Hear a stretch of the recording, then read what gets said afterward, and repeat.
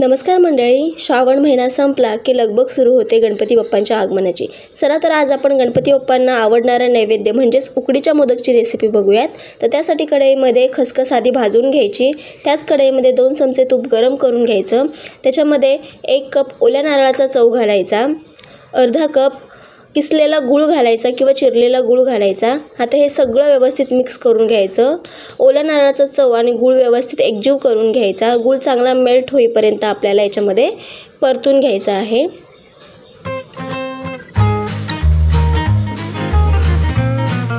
गूळ चांगला मेल्ट झालेला आहे आणि मिश्रण सुद्धा बऱ्यापैकी कोरडं झालेलं आहे।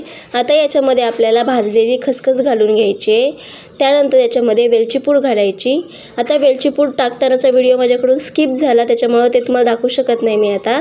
त्यानंतर बदाम घालायचे याच्यामध्ये बदामाचे काप करून घालायचे, व्यवस्थित मिक्स करून घ्यायचं आणि हे एका ताटामध्ये काढून थंड करायला ठेवायचं। त्यानंतर आपण इथे आता तांदळाची उकड कशी करायची, मोदकाची उकड कशी करायची ते बघूयात। त्यासाठी इथे टोपामध्ये 1 वाटी पाणी टाकायचं, त्याच्यामध्ये थोडंसं मीठ आणि 1 चमचा तूप घालायचं। पाणी चांगलं उकळलं की मग त्याच्यामध्ये ही तांदळाची पिठी घालायची। 1 कप तांदळाच्या पिठीसाठी आपल्याला 1 वाटी तांदळाच्या पिठीसाठी 1 वाटी आपल्याला पाणी घ्यायचं आहे, असं प्रमाण घ्यायचं आहे। आता याच्यामध्ये 1 वाटी तांदळाची पिठी घालून घ्यायची आणि हे पाण्याबरोबर व्यवस्थित मिक्स करून घ्यायचं। चांगलं व्यवस्थित एकजीव करून घ्यायचं हे पीठ।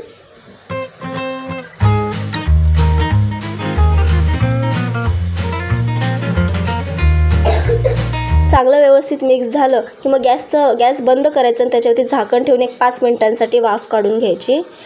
5 मिनिटांनंतर परातीमध्ये हे सगळं पीठ काढून घ्यायचं आणि आपल्याला गरम गरम मळायचे, पण हाताला चटका लागेल। त्यामुळं काय करायचं, वाटी घ्यायची आणि वाटी अशा पद्धतीने आपल्याला हे पीठ स्मॅश करून घ्यायचं आहे सगळं।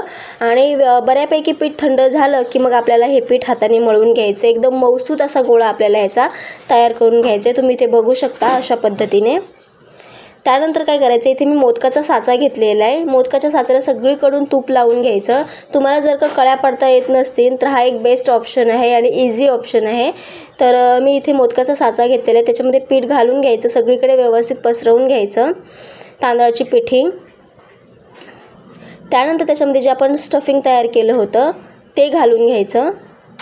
त्याच्यावरून पुन्हा एकदा तांदळाची पिठी घालायची, व्यवस्थित सगळीकडे स्प्रेड करून घ्यायचं आणि मोदकाचा आकार देऊन घ्यायचा। तुम्ही बघू शकता इथे किती सुरेख मोदक तयार झालेला आहे।